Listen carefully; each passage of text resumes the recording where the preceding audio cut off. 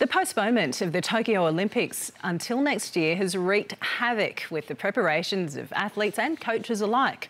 The delay may work in favour for some though, while others are hoping it may open the door to an Olympic experience that wouldn't have been possible this year.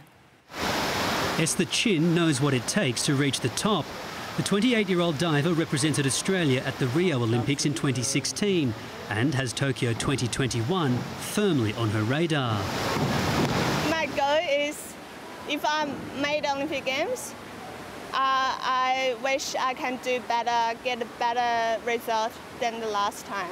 Her coach, Sobrino, who competed for Mexico at the Moscow Olympics in 1980, believes Chin is well placed to do just that. Having now the experience of being in an Olympic Games and having matured as a person now, those two things together, they're really good for an athlete like Esther to sort of be able to sort of maybe reach the podium.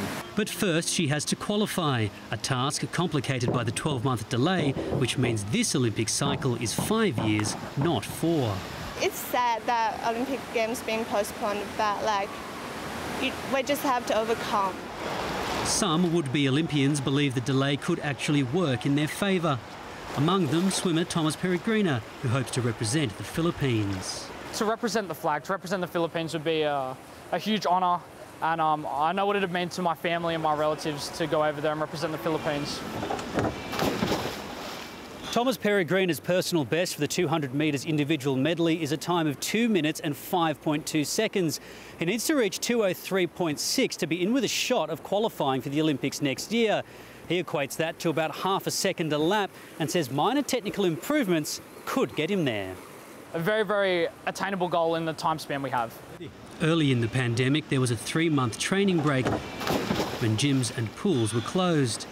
It was a chance to reset and recalibrate training goals and programs to the new 2021 timeline. It allowed us to rest the body, to also refocus, and when we returned to training, I've made sure to layer their sessions in terms of session length and session intensity.